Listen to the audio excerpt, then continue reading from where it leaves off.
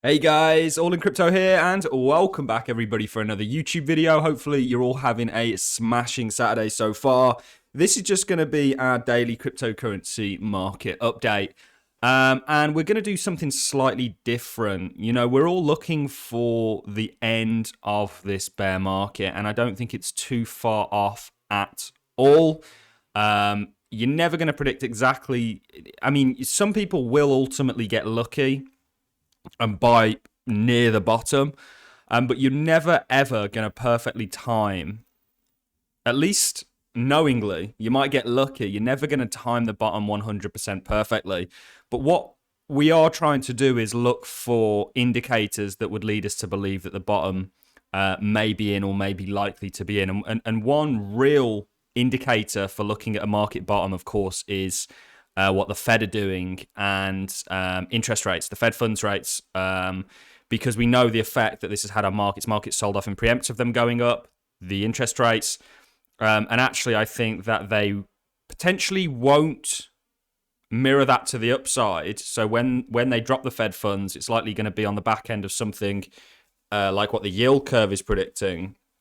However, I think there's insight into watching this because when the Fed funds bottoms and goes back to being from restrictive where we are now and set to get even more restrictive to very encouraging for people to take out debt in order to put it back in the markets, and also the Fed may have to stimulate depending on what the environment is. So how on earth are you going to predict that and when that's likely to come? Well, we're going to be sharing with you. I did a full update for my Patreons yesterday.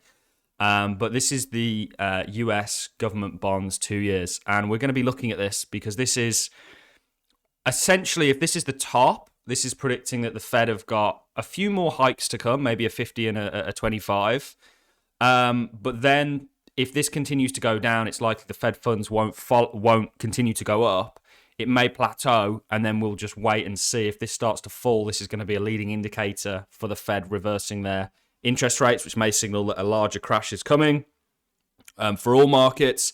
And then we're going to look for this bottoming and actually maybe use this as an indicator or one of many things we're looking at to try and time the bottom of this market. It's never going to be perfect, but this is just, you know, how do you predict the future? Well, there are leading indicators, not lagging. When you're using moving averages and other stuff like that, it's all lagging. A leading indicator may be something like the US 2 years, which we will talk about in this video. We'll do some TR on Bitcoin, of course. We very much did exactly what we were looking for. We called this beautifully, and it's the reason I've called this beautifully is because I've actually got burnt so many times. We're taking a bit of a step back, or I'm personally taking a bit of a step back from trading, at least until the new year. And once the new year comes around, that's when we're going to be really hitting things hard. So it's always important to study market structure and how it plays out because it does repeat quite often.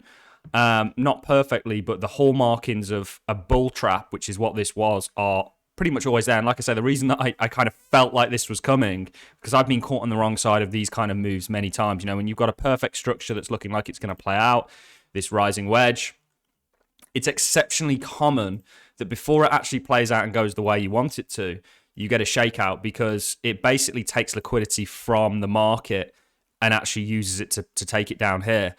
So when you're grinding up like this, it's often you get a pop out the top, which is a huge fake out. People get essentially stopped out their shorts only for it to go in the direction that is needed. This is smart money manipulating, not necessarily dumb money, but more uninformed money. And of course, we have played out, and we are always and have always been, even though we called for a run from here upwards, we've said, look, you could have topped out here, you could have topped out here, you could have topped out here, and it looks like we have topped out here and are now looking for that downside. Talking about if this is now or when the end is essentially near, you know, a lot of it has to do with taming inflation, and BlackRock actually in their outlook for 2023 are saying that taming inflation would take a 2% fall in GDP, which is massive. Large drop in GDP needed to close gap between demand and supply. So the Fed are trying to engineer this with interest rates. The likelihood is actually that they're going to break something, and you're going to get that 2% drop in GDP. But this is going to cause them to reduce rates, which initially, in my opinion, is going to cause markets to fall. So a pivot, the main sort of narrative at the moment is that a pivot is bullish. yes, once it's been allowed to play out, remember that interest rates and the effects of them lag. So yeah, we know that by them bringing down interest rates, they're essentially going to allow more free-flowing liquidity to find its way into markets, money to find its way into markets, because it would have sort of reallocated from the debt markets. But that has to take a little bit of time to play out, and they actually have to go to being supportive in regards to being restrictive. And we've shown you actually, and we can do it very quickly, that historically, whenever they have dropped rates, the market has fallen pretty sharply after. So whilst we're on the S&P, we've said this for months and months now. You're essentially just repeating, and yeah, just because something looks similar doesn't mean it's going to play out. But I mean, this is pretty darn similar structure. Let's get it on log. If you ask me, you know, and we're waiting for this essentially to take place. And do you take out and come into this sort of after March 2020 spill when they locked everybody down? I think it's very likely. We're not there yet. I think essentially we're looking at round trips, potentially not all the way down here, but somewhere in here across the board. And a lot of that liquidity that was pumped into markets being taken out. That's what's happening right now with the debt markets. And I think there's going to be a real flight of capital into the dollar, for example. I think the dollar's going to reassert. And I think that it's all going to come to a head at once. So this is all scenario forecasting. We are still very much... I'm going to do a whole video on Binance and what's going on there, because so much FUD out there, whereas if people actually go and check the wallets or actually do their own research, they're going to have a way better understanding in regards to making up their own minds in regards to what's happening. You know, I'm actually supporting Binance. Yes, we've always said there's going to be lower prices. Technically, the entire market's selling off. And I don't think this is Binance specific, although it's been painted very much as that. I think there's a lot of FUD surrounding Binance, and I'm happy for it to be there because I'll be buying it up at these levels that we've sort of drawn out previously. So we've gone over a lot already. Crypto obviously sold off massively yesterday. You came straight through this. You didn't even get a retest, so it's weak, and then you've just had this sort of very structured down leg. And you may take a bit of a rest, but my feeling is going into Sunday or Sunday into Monday could be quite brutal. Stock market didn't really sell off in the same magnitude, but I think there's just a kind of, you know, everybody looking at this is going to go, right, you've had the confirmation that the cryptocurrency market is now looking for that downside. Whether it does something like this and gets a bounce to trick people out again is to be seen. You know, it could still go sideways, but ultimately what I'm essentially wanting to do in this video is tell you that the end is near. It's nowhere near as far as I think people are predicting. So this is, of course, the US 2-year government bonds. This is the yields. I'm just going to fly through this. And you can see actually that typically the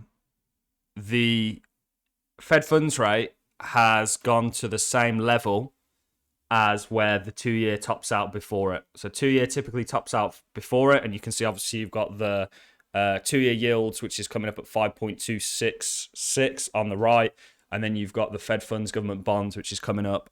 The Fed funds, which is coming up at 5.24. So this historically, you can see how, you know, sometimes it's a little bit off, but if the 2-year government bonds has topped, then that means that interest rates, if it's topped at 4.875 and the active Fed funds is at 3.76, that means that they've got a little bit longer to go, okay, before they actually start to reverse them. So if this has topped out, it means the end of a hiking cycle is in sight. Doesn't mean that it's stopped. It means it's going to continue until it gets to these numbers. And then, you know, does this 2-year government bond reassert or doesn't it? And then the thing you'll find is it tops out, it predicts a sort of plateau and then a reversal. It basically leads it from start to finish. And then what it's predicting is a downside in terms of the Fed fund rate, but a downside in terms of the Fed fund rate is always typically accompanied with the stock market going low, because there's always a reason why they have to reverse things and a crash that's subsequent as a result of it. You know, the Fed have to have a reason to take rates off inflation is not giving them that reason yet, and is the reason they're looking for to stop. They're not going to stop interest rates when inflation is still at 7.1. Still crazy high. So unless inflation got down to 2-3%, which BlackRock are saying there's going to have to be a 2% fall in GDP, which we've not had yet, then ultimately the Fed aren't going to stop. And what's going to make them stop is something going seriously wrong, like it has done every single time. If this is the top for the 2-year government bond yields, the US government bond yields, then that's essentially predicting that it's not too far away at all. And I think we're going to have either had it or be very close to it, start of going into the second half of next year. It doesn't even have to take that long, but something to be wary of. It's why, even though we're getting amazingly discounted prices for crypto right now, this was a dream for many people last year, certainly November, we're still not actually investing just yet because there's still more liquidity, in my opinion, that can get drained from this market. And ultimately, I do think that it's a matter of time before we start taking out a lot of this inefficiency and sort of filling it in. I think crypto may bleed off till then. It may have up periods, down periods, may just go sideways for a little bit longer. But eventually it could do something like this. We're still yet to see, I think, this take place. And then look for this bottom. And talking about Fed funds, this is obviously, it wasn't really till the Fed funds was at a low point that markets actually, all crypto, started to really take off. So yeah, that's all I've got for you in this video, guys. Just a bit more of a technical and interesting one. We're going to do a full video on Binance, their proof of reserves. I think there's some really interesting things to be taken from this. Always important to do your own research. This was very obvious. This could now be the next leg lower. That's certainly something that I'm watching for. But this has played out literally to a T, just to show you. Again, get rid of some of these, get rid of the SPY.